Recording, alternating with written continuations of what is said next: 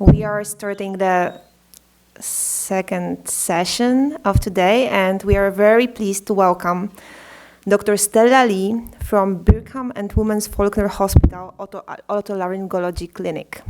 Hello, Dr. Stella. Great, thank you so much. This is the first time I've heard what an osmonaut is, so it's very cool. I'm very excited to be here. I wanted to bring the patient perspective regarding smell loss and how it can impact quality of life, but also some of the projects that we've been working on to better understand how to measure smell. And hopefully, we think that as a rhinologist that this is really the next frontier in our field, an area where we need to make more rapid advances, especially because of some of the circumstances we live in. So this is an example of a patient of mine. We're looking, so as rhinologists, otolaryngologists, we use millimeter scopes to look inside the nose. I don't know, have any of you seen inside the nose before? Never. Okay, so, well, of course, my otolaryngology colleagues in the audience, but this is a patient who has severe nasal polyposis. And even before COVID, we were struggling with, patients who had significant loss of smell, difficulty breathing, because of chronic rhinosinusitis with nasal polyposis. And this is an inflammatory disease where we don't have a cure for it. It's almost like asthma of the paranasal sinuses. So you can imagine here just pointing out some of what the structures are. We're looking at the nasal septum on the left side of the screen. Those are the polyp growth. And as you can imagine, these patients who have this condition, which is about 4 to 8% of the U.S. population and up to 10% worldwide, can you imagine being you can't breathe, you can't taste, you can't smell, and you have trouble also with sleep, cognition, and we know that it's a significant disruption to quality of life. Just another picture just to demonstrate what a normal nose kind of looks like. So as a nose doctor, I see many noses of patients. And this is a patient, I was at Pittsburgh for 10 years before moving to Boston last year. So this is a patient of mine who worked at a Coke factory. And also I have patients who are coal miners still, who are working the fracking industry. You can see all the black debris that's in the nose. And those are called turbinates. Those are structures that are very important in the nose to humidify, warm, filter the air. And also there's an immune function of the nose. So the nose is just not an aesthetic piece for our face. It plays a super important role in immune function, in also obviously in, smell and also flavor that we get from that, but also in immune function. And as we know, when there's disruptions of olfaction, and this, just pausing up there, you can see that's way up high is where the olfactory nerve fibers come down from the brain through the cribriform plate. And we know that the nerve is, and this is an example of what the sinuses look like too, because I don't think a lot of people know that it's not just the nose, but there's also paranasal sinuses that are connected to the nose and the turbinates. And it's kind of like Halloween, I know, early Halloween. But if you can see here, this is someone's face, right side of the face, left side of the face. And between our nose and the cribriform plate, we have these aerated caverns. It's almost like you're going spelunking in these caverns that are behind the forehead, between the eyes, behind the cheeks. And that's where some of the diseases occur that we see very commonly. We know that patients who have lost their sense of smell have significant impairment. And it's interesting, one of the other talks mentioned about how we smell in there's interaction with different senses. And when patients lose their sense of smell, they often describe it sometimes as like how we smell and color. So they say like, well, it's like watching, or my world is now black and white, or my world is blank, or it's like playing the piano and there's some keys missing, so even that auditory kind of association. But there's significant depression, anxiety, even patients who lose their sense of smell, have smell deficits, die on average earlier than patients who have normal sense of smell. There's loss of smell can be a harbinger of Parkinson's disease or Alzheimer's disease. So there's a lot of interactions between smell and memory and cognition, super important. And it's really interesting, as medical students, we learn that this is the first sense, the olfactory nerve is the first cranial nerve, but there's still so little known about it compared to some of the other neurons, other nerves. And So it's fascinating, the wide range of ability too. We talk about receptors as well, as Dr. Kolb mentioned, but within even those receptors, there's people that have this remarkable talent of being able to, like super smellers and super tasters, right? So for example, like Thomas Keller, who is a famed chef, or Thierry Wasser, who is considered the nose for the House of Guerlain in Paris, and sommelier, this famous sommelier, Sabrina Manolio. And then COVID happened, and then I met other people actually who we were wanting to study and also collaborate with. Michel Kripa, I read this article in the New York Times, who was a super taster. I didn't even know these people existed in the world, but he's a gastronomic expert. He can differentiate like different variations of nectarine versus apricot and things like that. And he completely lost all of that ability with COVID, unfortunately. And now he's developing things like it's called a sensory box. But here, just to give you a sense of what it is, it's olfactory training where we have different scents. And you can see on the left lower hand, there's jars. This is from a UK company called Absent. But there's 4 different scents: lemon, rose, eucalyptus, and clove, that are considered the 4 important different categories of scents that Thomas Hummel in Germany actually did. He's an olfactory researcher, has developed. So we're using a lot of these kinds of techniques to help patients with their sense of smell and to hopefully bring back that sense of smell, because we know that with COVID, up to maybe 1.5 million people now cannot smell, and that's in addition to about the 13 million adults now in the US that already had olfactory dysfunction, and they are unfortunately a younger cohort, so that means a longer burden of disease.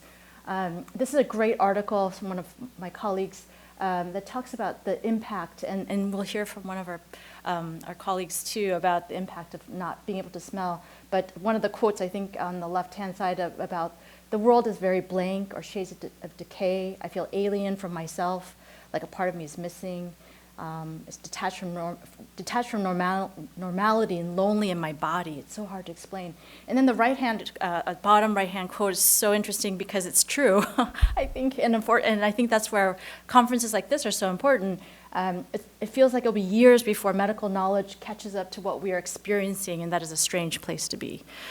Because we, as physicians, we see these patients and we find that, gosh, wouldn't it be great if there was like an olfactory medication that we could spray, or like a implant or something like that could bring back patients' sense of smell and help with and patients' flavor. So, I'll go ahead and keep skipping. So current methods of assessing smell, Dr. Benkovo, who's my colleague at Brigham Women's Hospital, very rudimentary. This is how we test for patients' olfactory dysfunction. As we know, with hearing tests, we have audiograms, right?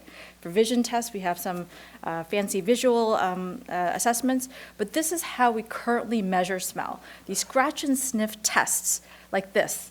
And can you imagine, you have to scratch that brown box and then choose between the 4 odorants. And as we heard, pumpkin pie is probably a really complex combination of different chemicals and odorants that stimulate different receptors. But this is what we have as of now. And then on the left-hand side, you can see these, they look like markers. And you can see a patient undergoing testing on the far right side. And it takes a lot of time and effort. And so we thought, can we find a better way to measure and create an objective measure? Like, can we create an audiogram? Can we create an olfactogram? Because that doesn't exist. And we don't know, we can't gauge how severe a patient is and what type of dysfunction it is, how can we best treat and diagnose and manage the patient and then see if interventions work, right? So we did the study at University of Pittsburgh Medical Center where we created a little olfactometer or olfactory stimulator that delivers scents like amyl acetate and phenyl ethyl alcohol, which are fancy ways of saying rose and banana. And there's this really that looks like an osmonaut going up into olfactory space. I don't know. But it's called a MEG, a magnetic encephalography. So it combines EEG with MRI. So you have both the temporal and spatial capability to really look at how the brain processes scent. And I think, even though we talk about receptors, I think also it's how the brain processes the the electrical signals is also very important.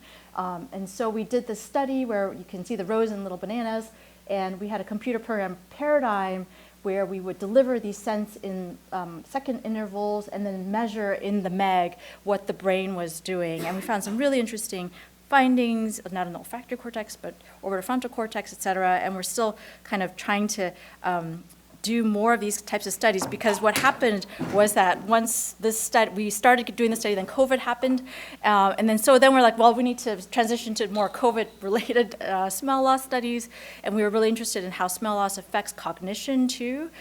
So this is just a complex way of looking at the different cognitive studies that we did. UPSIT is that scratch and sniff smell test that we had patients do who had actively infected, active infection, recovered, and patients who are healthy, and we found that there was significant impairment in processing speed in patients, which processing speed means that how you can process information or make sense of information and then respond to it. So that seemed to be significantly decreased in patients who had COVID-related smell loss.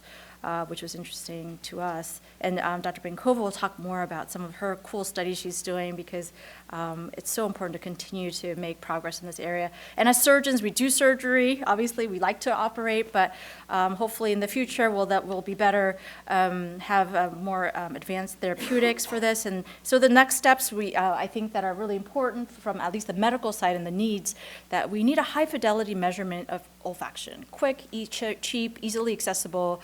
We don't have that now. We need to understand what happens with olfactory loss and what happens with recovery.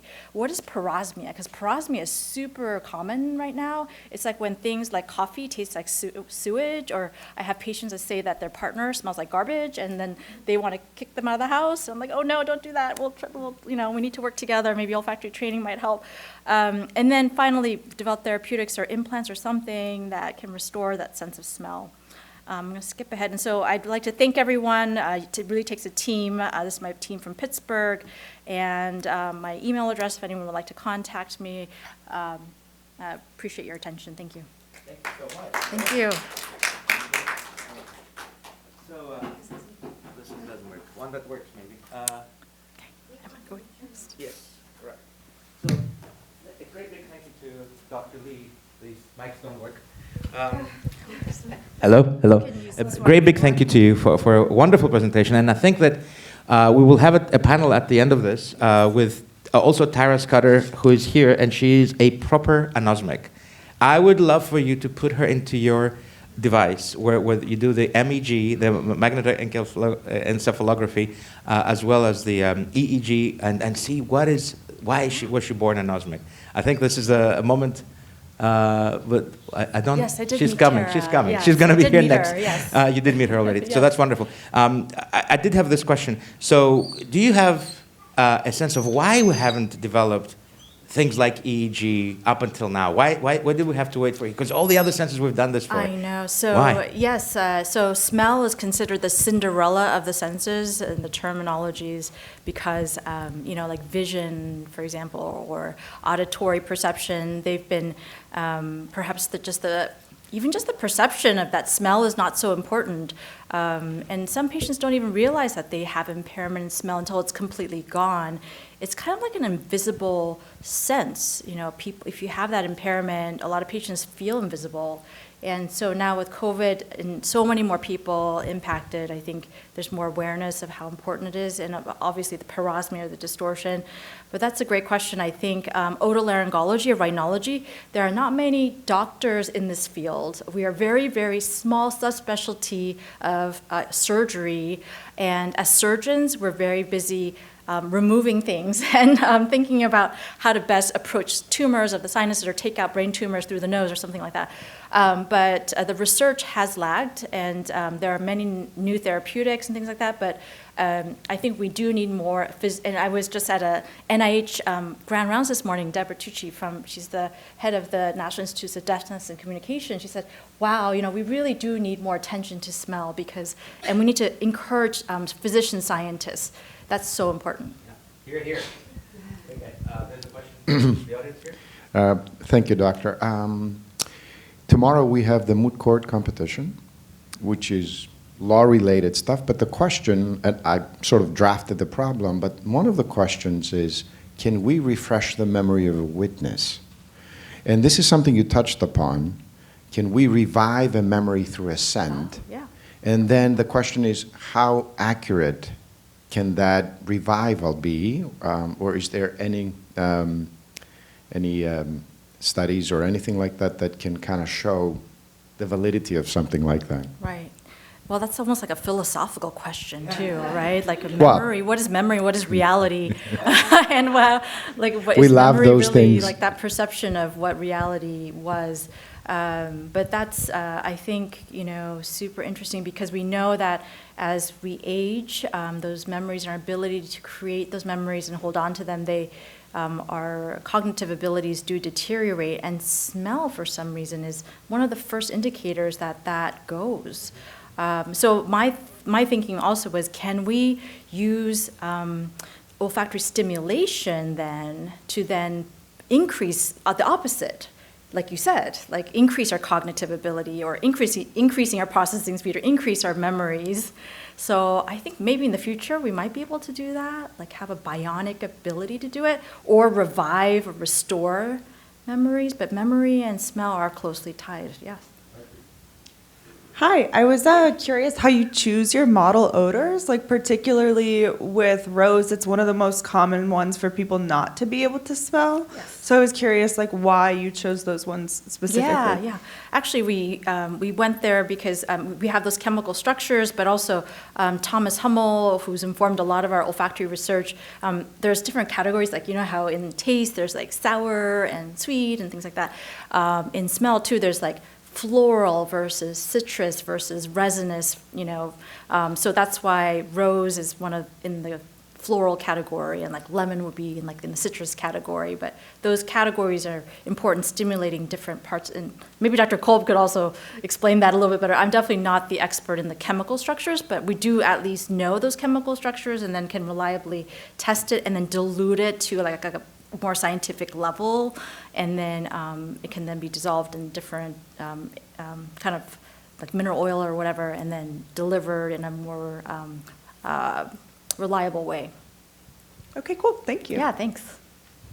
So you talked about a consequence of people with COVID-related loss of smell being processing speed, and I was wondering what more about like what you attribute that to, because having hearing loss, that is actually one of the biggest side effects, and it has a lot of ricocheting effects, such as access to my education. So, yeah, I want to hear more of your thoughts on that. Yeah. I think with smell, similar to hearing and vision, we are bringing in stimuli from the outside world, and then we're able to hopefully enrich our experience of our world too, and how we interpret data.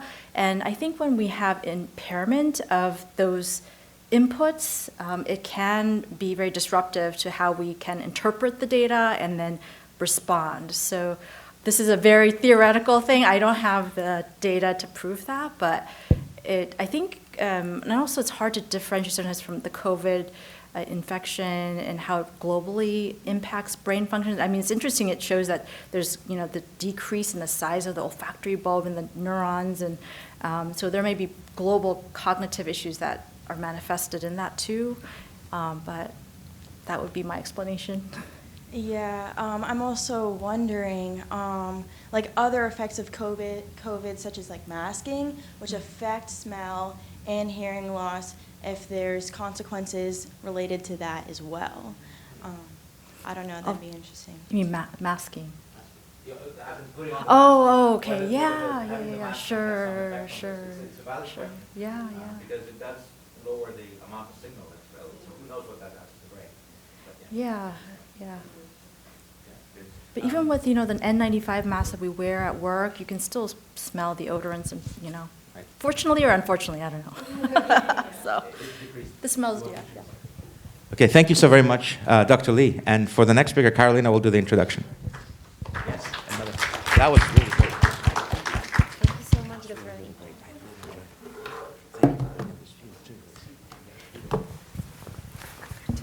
So let's welcome all warmly Dr. Laura Bankova, Assistant Professor of Medicine, Division of Allergy and Clinical Immunology, Jeff and Penn Vink Center for Translational Immunology Research, and Brigham and Women's Hospital Professor. Okay, hi. So I am actually not an otolaryngologist, and I'm not an olfactory specialist, but I'm a physician, and I'm an immunologist. That's how the Jeff and Vinny Pennick of translational immunology comes into play here. And some of my research was on asthma prior to COVID, and there's a specific type of epithelial cell that responds to allergens, and we found that there are a lot of these cells in the olfactory mucosa. And then COVID struck, and I'm a physician, so one of my coworkers said, why don't you, since you're studying olfactory responses to allergens in mouse models, why don't you start seeing patients who have lost their sense of smell from COVID?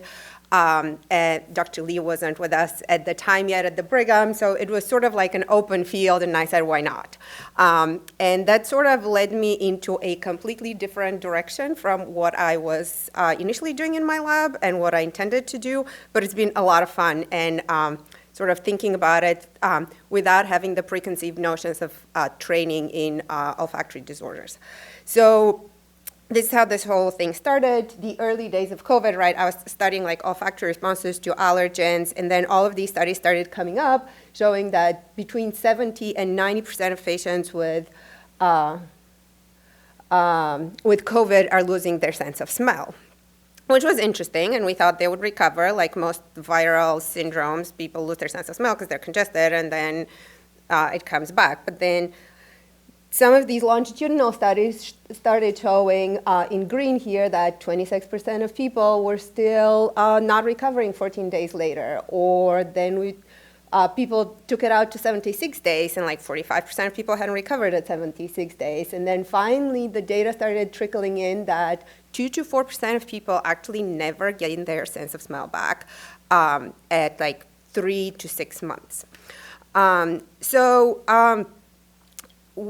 That's when we started getting interested in that, and fortuitously, when our study was approved by the IRB, there was a little CBS segment on our study, so all of a sudden we got tons of patients enrolled in what we call our registry study. So this is just a study where we have patients fill out online questionnaires, because what I was hearing in my clinic, was that people were frustrated that they're not being heard, that a lot of physicians their primary care physicians tell them, oh, this is all gonna go away, and they wanted to share their experience so that others can benefit from that. So we currently have 580 participants in this online registry, where we collect longitudinally the data on how people smell things in their environment, and this questionnaire was built based on what patients had told us in the clinic.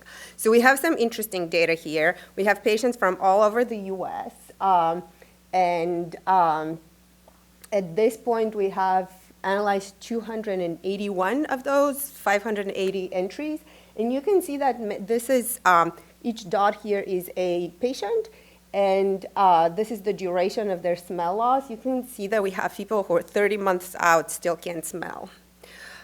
So what have we found is unique about this disorder? So the first big thing that Dr. Lee was talking about is like there's this well-characterized syndrome of inflammation with nasal polyps, like a lot of inflammation in the nose where you can't smell because your nose is stuffed up. But what people were telling me in clinic, my patients were telling me in clinic, is like, I'm not stuffed up. When I've talked to Dr. Lee and Dr. Roditi, another ENT surgeon, they say, oh, when you send us these patients, or patients come to us, when we look in their nose is not congested. There's no evidence of inflammation there. Their olfactory cleft, where the olfactory organ is, looks totally normal. So we wanted to look into that in a more like scientific way, like how do we measure that? And one way of measuring that is this sinonasal outcome test. It's just a questionnaire, but it's very focused on questions about inflammation in the nose, like is your nose congested? Do you have a runny nose? Do you have a postnasal drip? Do you sneeze frequently? So we asked in this online registry the patients to answer, like our participants to answer this question. So this is what we got. And normal is 20 on this score. So if you are a normal person, you score between 0 and 20, even if you don't have any symptoms. If you are somebody like, and Stella knows this better, if you're somebody who has a lot of nasal inflammation and that's why you can't smell, you normally get a score of about 50. In our study cohort, the average score is about 25. And just as a side note, all of these people here are people who had COVID, lost their sense of smell, like the high scorers, lost their sense of smell because of COVID, but also happen to have chronic nasal inflammation from allergies, because we don't exclude these people. So these are the specific questions on this questionnaire, and if you look down here at the bottom, these are the questions that I was talking about, like need to blow nose, sneezing, ear fullness, runny nose. So the take-home message here is that chronic inflammation is not the reason why people lose their sense of smell. So what are some of the unique things that, not generally sense of smell from COVID. So what are some of the unique characteristics that we found through this questionnaire, online questionnaire? So really interesting. Everybody here talks about like these, except for Dr. Cole, who talked about bad industry smells. But when we talk about smells, we think about the pleasant smells, right? So can you smell rose, or can you smell eucalyptus, or can you smell cloves? But what people are telling us, and in yellow here, the people are the answers that say we cannot smell that, and this is based on the 300 people that we've analyzed. So the things that pop up at the top of the as the top positive answers, this is what I cannot smell, are actually unpleasant smells. So it's like rancid food, body odors. Body odor smell seems to be the last one to come back. Even in people who say, my sense of smell is back, and if we specifically ask them, can you smell body odors? Can you smell your husband? They're like, no.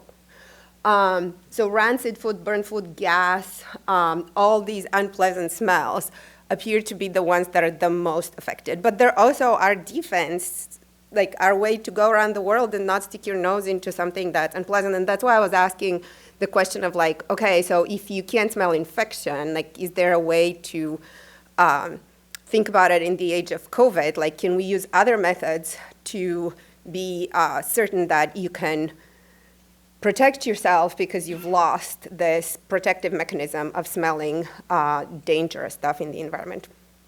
And then you see like citrus and mint, and the more pleasant stuff is pretty far down the list of what people say they've lost. And then the other thing that I found really interesting is that our study participants were telling us that they can generally like sort of smell, but they really have to focus hard to smell, and that's what gets at like the EEG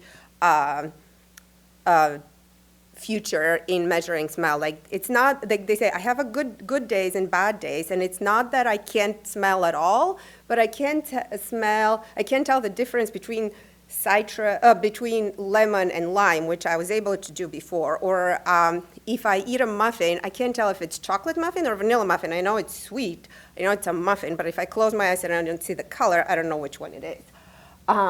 So faint smells disappear quickly, and then the phantom smells and strong smells inducing unpleasant sensations is what Dr. Lee already referred to, and I think that's sort of all over the lay literature. Like journalists have written a lot about it, but I think the fact that people have to focus so hard in order to smell has not gained as much attention. And then this is our objective sense a measurement of smell that we did in a sub-cohort of people who were from Boston and were able to come to our study center. And when we did this study, mostly done by Dante Minichetti, who's here in the audience, one of the research technicians who's been like driving this, we noticed that the first column are healthy controls, where we get a normal score on this standardized UPSID test. And the normal score is about between 30 and 40. And then when we measured the loss of smell in our COVID anosmia patients, it was lower, but we were surprised that it wasn't drastically lower. So a huge majority of them measured in the normal range. And then this is what congenital anosmia would measure at, like much lower where you would expect it to be. So we started wondering why that is. And a lot of our study participants told us that they find this very frustrating because they wanted to be told that they wanted their syndrome to be validated by us and for us to tell them like, yeah, you really can't smell, and yet they scored decent on the smell test and they started wondering if that's all in their head. And we don't think it is, for several reasons. One, Dante went ahead and asked people on the smell test to actually write down what they smelled before they circled the answer. So here, something that was somebody smelled lilac, it was, yes, it is lilac, the real answer, but what this person smelled was something perfumey, and she knew that it wasn't chili, coconut, or whiskey, so she circled lilac. Then this rose one smells none of those, but there's no option on this test to say can't smell anything, so they circled something. This person smelled rose, but it's actually gasoline. And then there's also no option to indicate unpleasant smells, which is important in this population of patients. So this person said, I smelled rotten flesh. What this actually was cheddar cheese. So we're trying to collect that information, but it is hard when you don't have like an objective measurement tool. And overall, what I'm hearing all the time is like, do I really have loss of smell? Is it really in my head? Because people keep hearing that like, okay, it's gonna go away and maybe it's not real and maybe you can smell fine. So we did I'm an immunologist, so I was like, okay, this is all interesting, but I want to understand the mechanism of all of this. So we asked all of our study participants who came to do the smell and taste test, they swabbed their nose and with this just regular like brush, and we submitted data for RNA sequencing. We also collected like fluid, and we did some protein and lipid mediator analysis. But so far, the transcriptional analysis is where some of our interesting things are coming out. And here is when we did this and we compared our healthy controls. Oh, you can't see this, sorry. I will explain what's what because this got cut off. So this column here are our healthy controls. These are the people who objectively have loss of smell based on the UPSIT test. And these are the people who have normal UPSIT test, but they perceive themselves as people who have lost their sense of smell. And you can see that the two groups, whether they measured abnormal on the smell test or not, transcriptionally look very similar. And for purposes of time, I didn't include that, but I can just tell you that this is also very different from people who lost their sense of taste, not their sense of smell, and can't on this test. So it's specific to the loss of smell. It's not that everyone who had COVID has these transcriptional changes. We have compared them to people who have recovered and people who lost their sense of taste. And this is specific to people who have lost their sense of smell. So we think that there is a true transcriptional change in the nose. There's some process that's very specific to people who have lost their sense of smell. And unfortunately, the current methods of measuring smell are not able to detect that very reliably. So persistent smell loss is not that uncommon. So if you think of how many people have had COVID, if only 2% have persistent loss of smell, that's pretty significant. I think it's very important that what people can't smell are unpleasant odors, gas, burning stuff, because these are our defense mechanisms that protect us in the world around us. And then there's these unique smell disturbances that current methods of testing don't detect very well, and would be great if we can hear feedback from you about what can be done in the future to measure this. And I think it also can inform how to do measurements of smells. Like if we use these patients as artificial noses of like, what olfactory receptors are differently expressed in these people that make them not be able to smell body odors but they can smell roses, is also very interesting.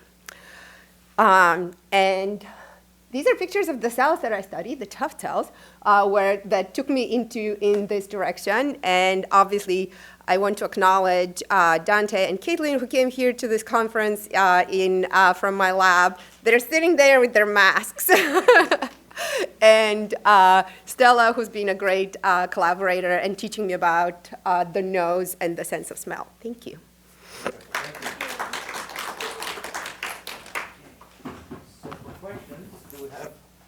There we go. Do I have questions? Go ahead.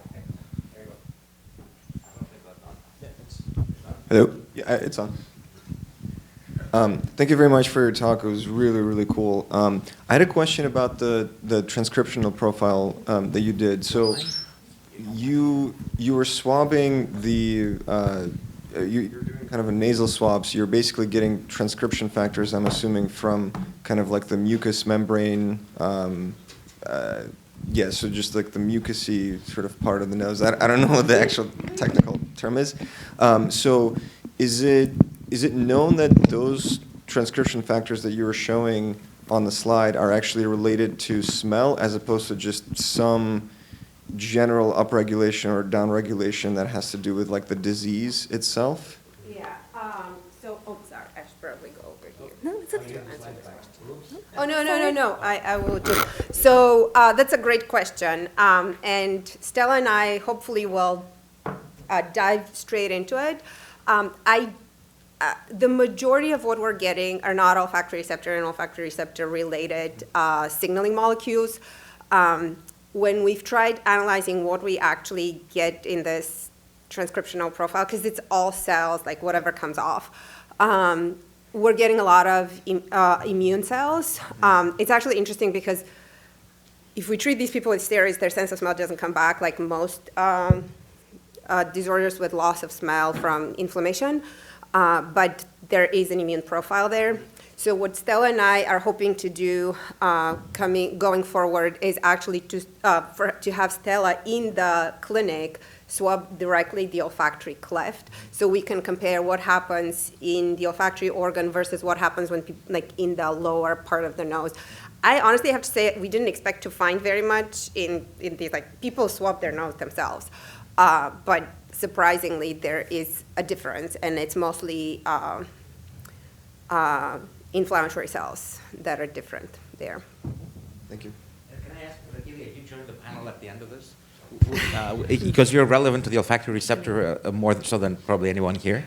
So we will have a panel after this asking the two doctors and the proper anosmic that I'm about to introduce now.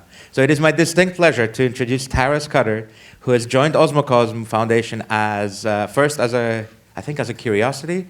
I don't remember exactly how we connected, but she found me, I think, and wrote me an email about saying, oh, I'm a nosmic. And I said, oh, yeah, we love anosmics. Come to the lab. We'll examine you.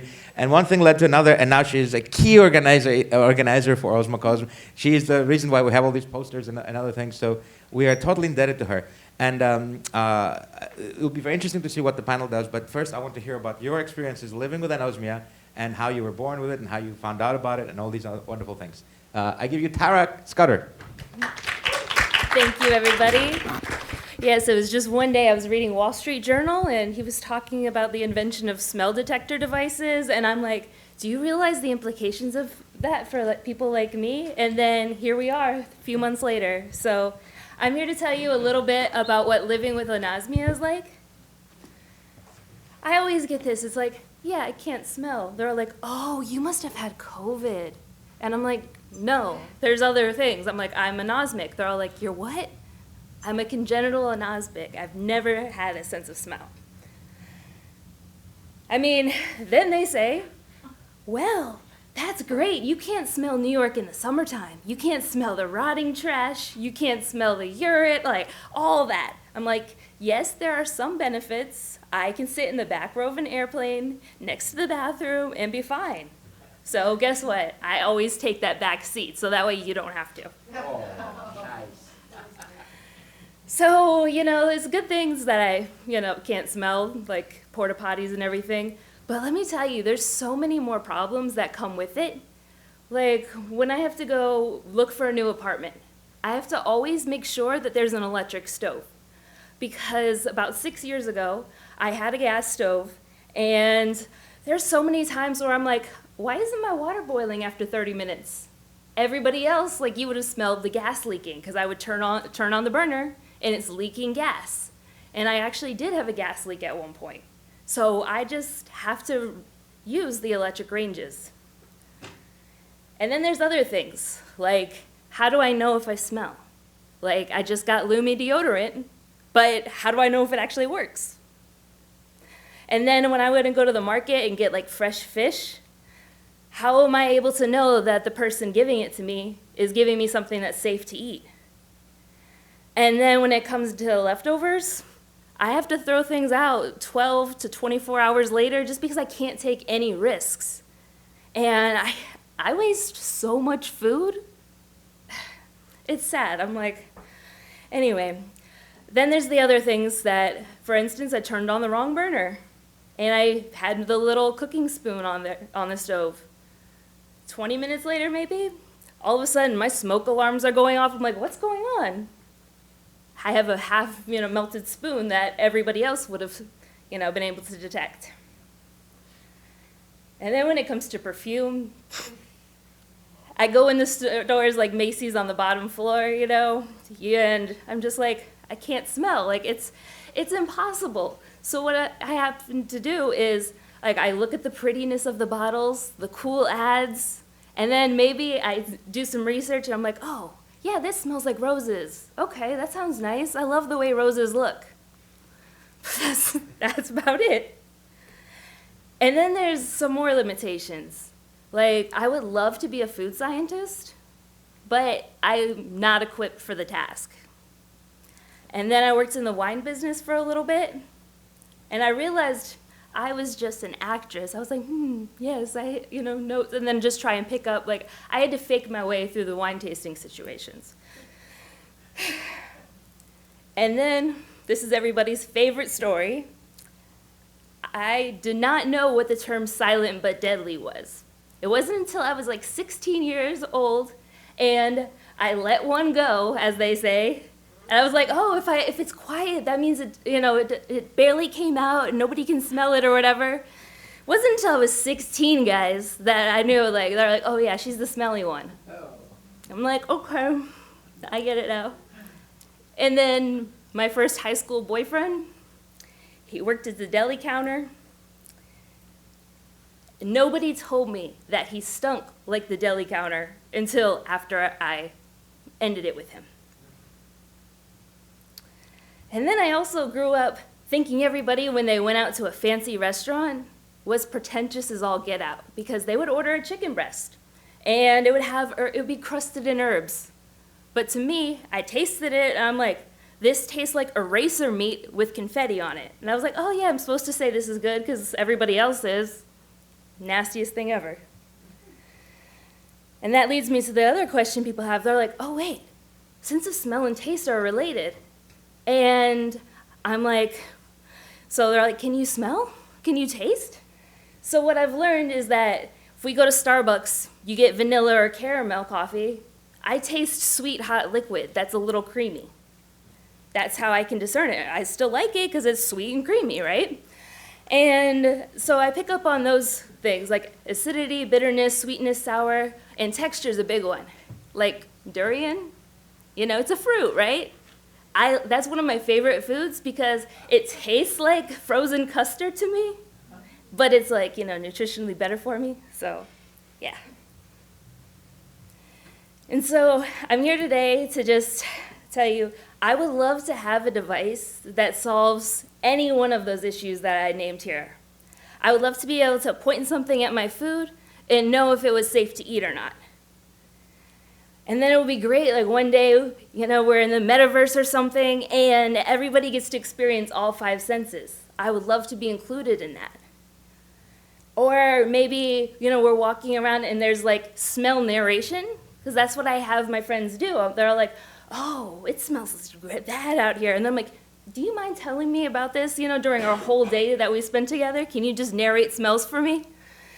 So that's what I'm here for, and I hope that one day you guys can use your intelligence to help change the world for anosmics like me. Thank you.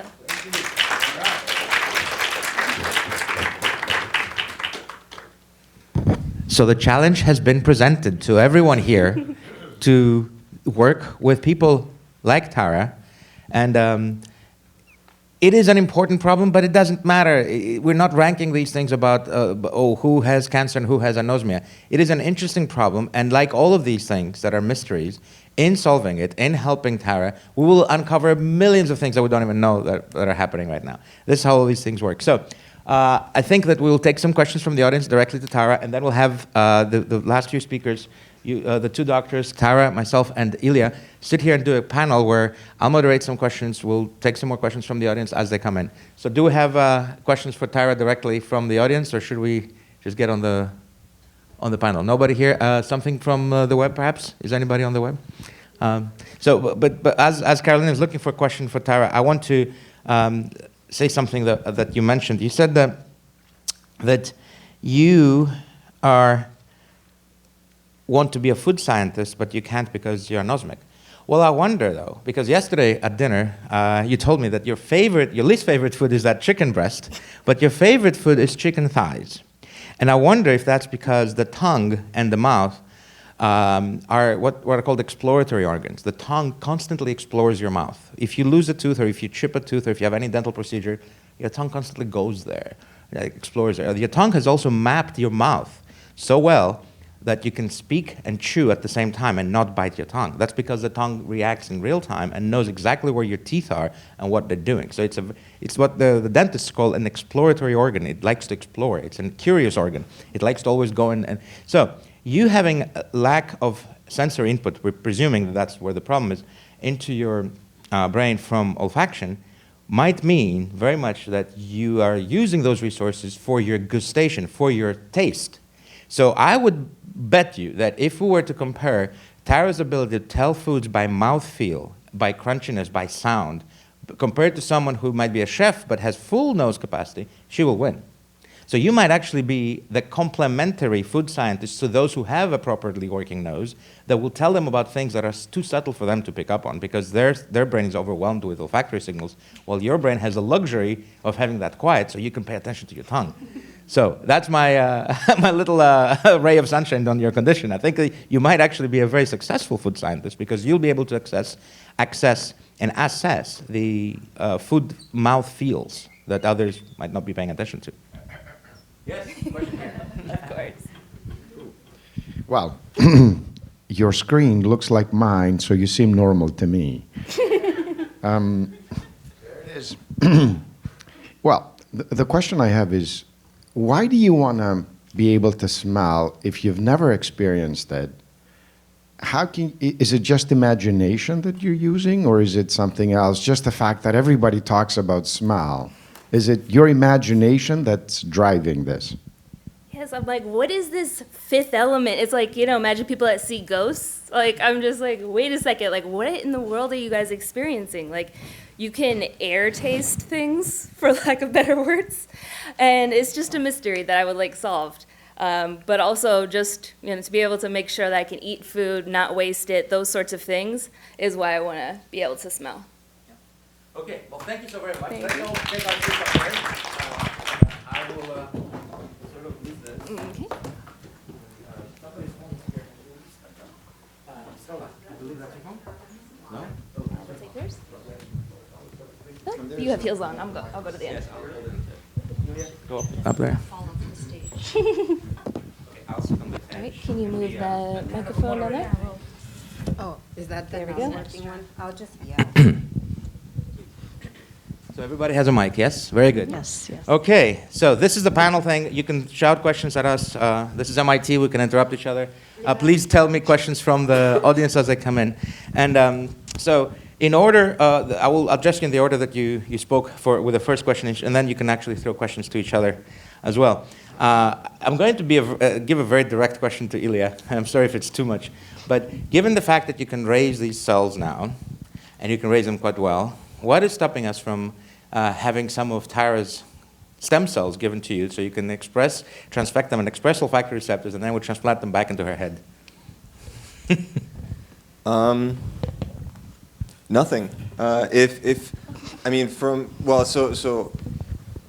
I think what matters is what the actual problem is, and that's actually one of the things I wanted to ask you, if it's not too personal, but like, you know, what is the pathology kind of like, and do they know kind of at what step in the process the sense of smell is gone? But yeah, so from our perspective, we can take, you know, a specific even like genetic variations of receptors, put them into cells, express them in our cells, and then look at the kind of differences in the signaling. So, for example, like we know that there are, you know, that people perceive things differently, right? So like the classic example is like cilantro, right? So some people think it tastes great, some people think it tastes like soap.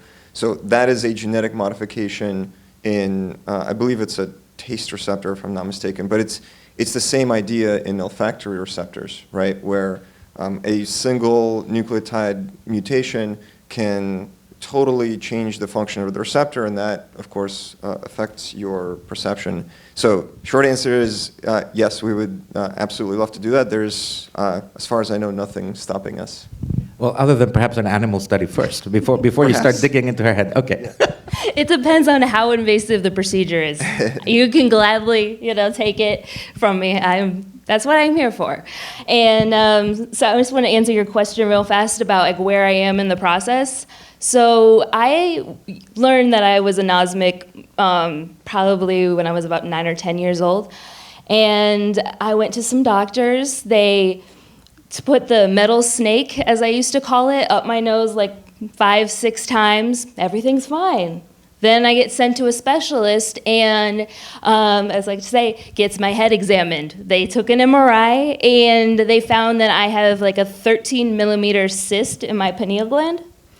And after that, it's like nobody has really been able to help me. I don't know what I can do, where to go from here. So that's fascinating, and I want to ask a follow-up. When they found the cyst, did they also tell you anything about your olfactory epithelium? Was it it's there? I'm sure they would have said, "Oh, you don't have an epithelium or a bulb, olfactory bulb." I say this, and I'm addressing now both Laura and Stella as more specialists in this. You might know about this. There was a paper published a few years ago by Telly Weiss, who was in Noam Sobel's lab in the Weizmann Institute in Rehovot in Israel. A fantastic olfaction lab, by the way. And what they found was, by scanning a bunch of CAT scans and MRI scans, that there were women, for some reason only women, and for some reason mostly left-handed women, that had zero olfactory bulb present. The tissue was gone, none, zero. And they had absolutely no difference in their olfactory abilities than people with an olfactory bulb. These women had no olfactory bulb at all, and if you didn't scan them, you wouldn't know that they don't have that because they did not present as anosmic, and they, in fact, in the paper they say, well, there's some way that perhaps the neurons go straight into, the olfactory sensory neurons go straight into the head, and that will give you some basic understanding. But these women said, no, we can smell just fine like everybody else. They were accurate, they were precise, and they had zero olfactory bulb visible in the scans. So something very interesting is going on, and I would like the two doctors here to talk us through what, maybe we can even ideate right here with Tara in the room. What else can we do? What tests can we run on her to first of all find out what is causing her anosmia? And afterwards, Tara, tell us about your two experiences with actually smelling things, perhaps. Go ahead. No, the two doctors, please. And, I should give you the order. I think maybe Dr. Stella Lee first, because she spoke first, and then yeah, Dr. Okay, I'll start. Laura. So smell is quite complex, and I think even with auditory perception, we look at, sensory neural or conductive loss or mixed loss. Sometimes with, as I showed you on the video, you can have obstructive polyps, and that can give you a conductive loss where you're not actually getting any odorant into the actual receptor area, and no nerve stimulation. You can have sensory neural loss where the nerve itself is damaged. And then I think there is this, then we talk about peripheral and central neuronal loss too. So the problem can exist at many levels, one or mixed. And so that's where I would start, and I think it sounds like you've had a lot of the imaging done just to check if the olfactory bulb is there, and we commonly see patients who have tumors of the olfactory nerve and the olfactory bulb, and we actually have to remove the olfactory bulb for a tumor called esthesioneuroblastoma. But it's interesting, your comment about the patients who didn't have an olfactory bulb. There is a disease called Kallmann syndrome. I don't know if you've heard of that. It starts with a K. But these patients are born without olfactory bulbs, and I don't think that they can smell. So I'd be curious if there is a, and this is where we need more research is, there is a map, in the olfactory cleft in humans. We've defined it a bit better in animals, but not so much in humans. And then the map that's corresponding in the olfactory bulb, and then the map that's corresponding in the brain, which is also very complex. So, yes, that's where I would be thinking. The different types of conductive or sensory, neural, peripheral, central, and where perhaps the obstruction is happening or the dysfunction is happening. So I was going to say, please come and join our study. So Dante here actually and Caitlin have developed a super cool way of digesting taking cells from a swab. So Dr. Lee can swab your nose at the olfactory cleft. And we have been submitting samples for single cell sequencing so we can figure out what's happening in each cell that comes from this area, and we can understand whether your olfactory receptors are expressed at normal levels. We can understand whether the olfactory receptors signaling downstream and signaling molecules are there at normal levels. Do you actually have olfactory neurons? Maybe you're just not developing the olfactory neurons. And I think we have been trying to develop this better, get more biopsies from our COVID anosmia patients, or even patients who have normal loss of smell from chronic rhinosinusitis. And our ENT colleagues frequently say, we cannot biopsy the olfactory cleft or the olfactory organs because we worry that it's such a small area in humans that we're going to damage this particular patient's ability to smell. But if you can't smell, maybe it's okay to biopsy. And then we can do some of these fancier new techniques that have been very well validated for all kinds of diseases, but because in humans the olfactory cleft is so small, we haven't been able to access it in a larger scale of patients. I wonder, during a deviated septum operation that I had, they packed me with gauze, and then when they took it out, of course I went anosmic for 2 weeks because my epithelium was stripped away. After 2 weeks, the smell started coming back. Interestingly, I do not like yogurt at all, that smell of fermented milk, and that's the first smell that came back, perhaps because I find it so strong, or maybe that's why I don't like it. Maybe I have an overexpression of receptors for that, and I find it very strong and very off-putting. So that's the first smell that came back. However, it also tells me that possibly you shouldn't worry so much about biopsies. I mean, if they stripped the whole thing and it came back out of my head, or is that in a different spot? Or alternatively, you could go maybe not do it to Tara because she doesn't need one, but for people who have had the surgery, right, when you rip out the bandages, what remains there includes some stem cells, right? You're not a physician. Like, United States and the U.S. medical legal system will go after you. Yes, Yeah. we are very, very careful not to touch the olfactory neuroepithelium when we do septoplasty. Septoplasty is a very common surgery, but I describe it to patients that we're lifting off tissue paper off of cardboard with the mucosa very low. And we know we need to preserve a strip up high where the olfactory epithelium comes out, but even for the structure of your nose, otherwise your nose would collapse. So I would be shocked if they, oh gosh, it sounds terrible. As surgeons, we're very meticulous, and the technology has come such a long way. Maybe, did you have your surgery a long time ago? Yes, it was maybe 12 years ago. Oh God, well that's not that long. No, that's not that long. No, Yeah. but I'm serious that's one of the ways that people apparently can harvest their own stem cells is by after undergoing this operation, as the gauze is pulled out violently, I have to say. It was the most pain I've ever experienced. We don't use gauze anymore. It makes a sound too. The sound of your brain literally being ripped out of your head. So everyone in the audience, we don't do surgery like that anymore. It's much more humane. God, I missed the train. Yeah, which is good. We really have to consider that. But with septoplasty and also with sinus surgery, it's interesting. I think with sinus surgery, there are patients that I've met that back 20 years ago, they've had sinus surgery and they were able to smell, and then they can't anymore. And they think, gosh, maybe it was. That's why we have to think as surgeons. What is the olfactory reserve of that patient? And as we get more interesting like therapeutics that are like monoclonal antibody therapies that decrease inflammation.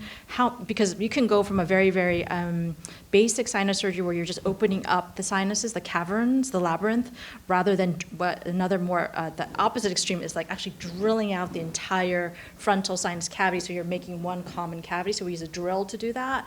It's called a draft 3 procedure. And so there's a lot of debate among our community about how aggressive do we need to be surgically in removing tissue. And when we do skull-based surgery, when we actually remove brain tumors through their nose, we're very careful to, when we create like this flap along the septum, we preserve a little strip where we know the olfactory epithelium comes down, so we don't destroy that patient's sense of smell. So, but that's an area that definitely needs more research. But thank you for sharing your experience. So I have another question for all the doctors and Tara. Tara said that she is humanely and what's the word, philanthropically sitting at the back of the plane to save the rest of us from that smell. Thank you for that, Tara. But I wonder, because I used to teach that olfactory receptors are only expressed on the epithelium, that the nose is the snout, really. It's there for humidification and hydration of and warming up the air, and that the only other tissue that expresses an olfactory receptor is in sperm, OR17.4. That ended up being a mistake. We now know that olfactory receptors are expressed throughout the body, including in the lungs, including in places where air does not go.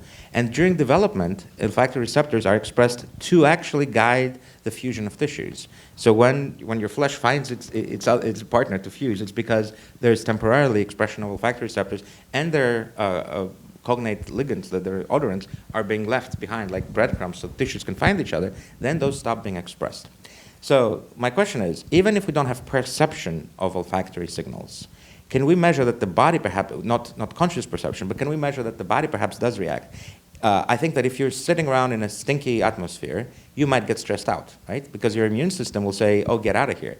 Is there experiments we can do on Tara, who will objectively tell us, no, I can't smell the poop, I can't smell the porta potty, but perhaps her galvanic skin response or another measure of stress will be elevated. So maybe your philanthropy is at a cost. It's not free for you. Maybe you're getting a little bit more stressed out, a bit more fatigued, because we know it's not just your nose, even if you're not consciously perceiving it.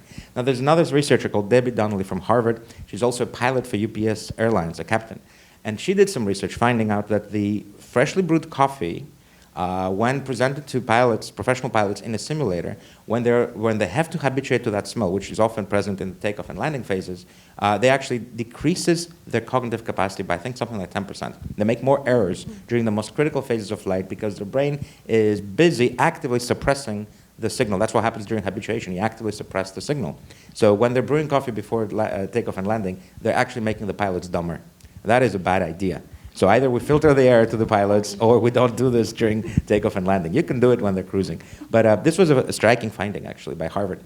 So that's why and even I bet you that being bathed in a bunch of odorants does something to your body, even if you're not perceiving it. What kind of experiments can we do on Tara or other anosmics that can find this out?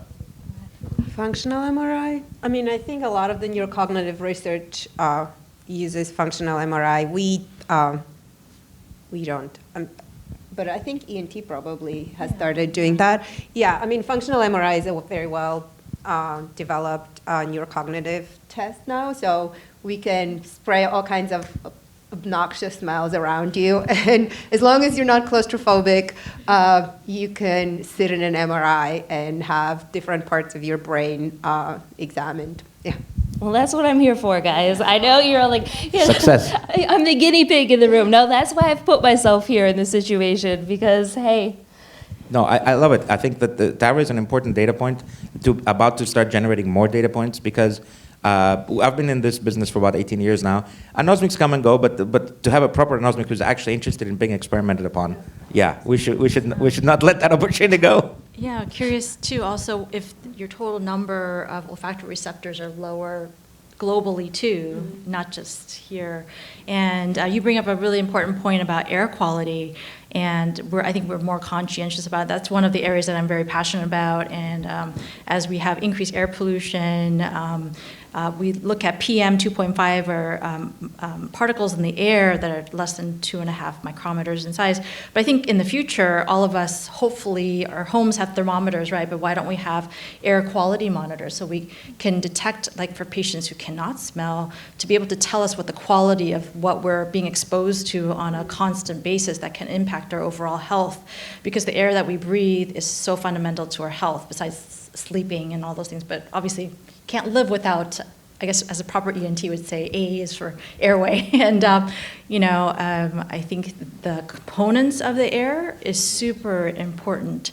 So I wonder if, because you can't smell, like if there was, like for me, if I'm walking, like yesterday, for example, we were walking across the street to lunch, but I knew there was construction, there's all this diesel and gasoline burning and things like that. I automatically knew to like cover and like, go away from that place and maybe go sit inside. But, I wonder, if you've had more insults to your body too, for lung or skin or other, diseases that you become more susceptible. I have to. one more question for Ilya, and then Carolina will give us questions from online.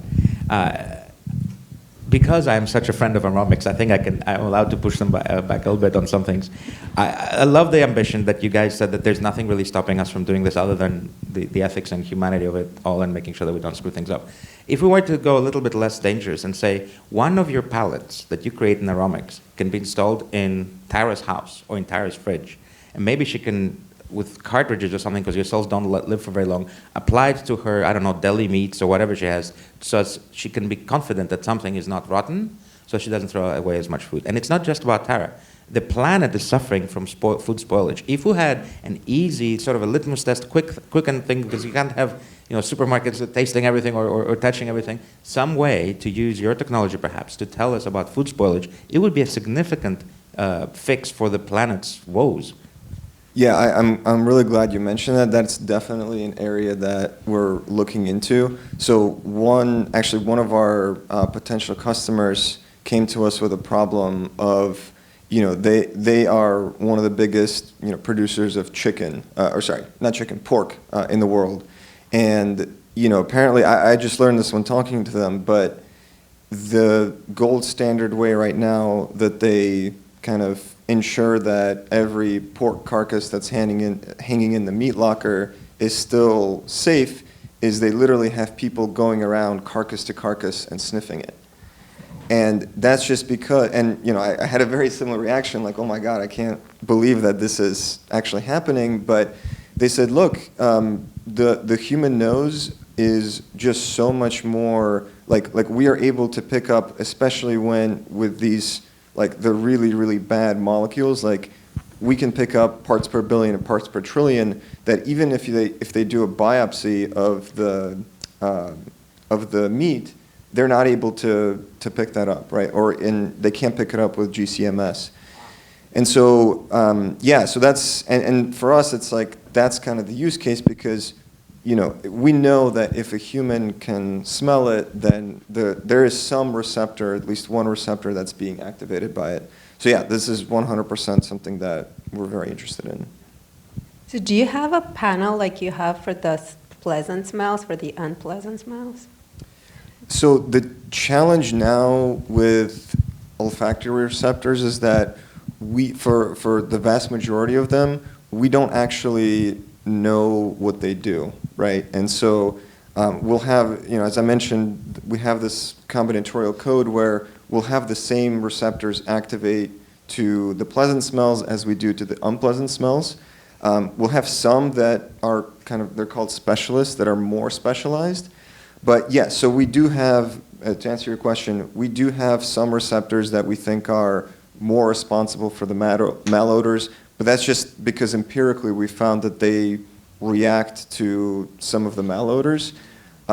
It's not the case that, there's these 10 malodor receptors and all we need are those 10 to detect malodors. Unfortunately, this is an extremely complicated sense where, we really need to just capture everything or capture as much of the data from receptors as we can. And I missed that, but do you have one receptor expressed per cell?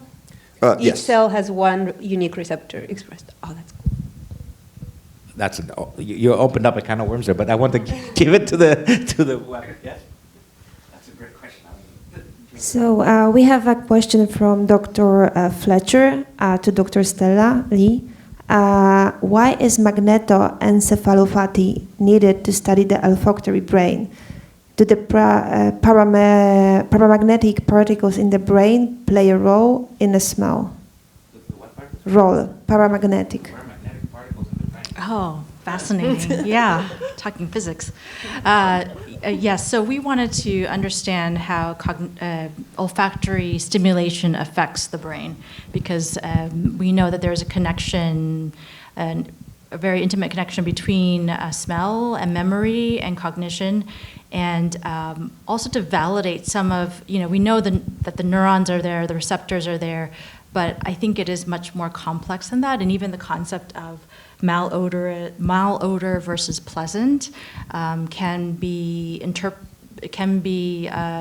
subject to interpretation, because someone like me, growing up in a Korean American family, kimchi and stinky tofu and all those things are actually pretty pleasant. But for someone who hasn't grown up in that, it might actually be very unpleasant. So the interpretation of that neural signal, I think, is important. The upper, processing of that neural signal is important, and how it colors our world and how we experience the world.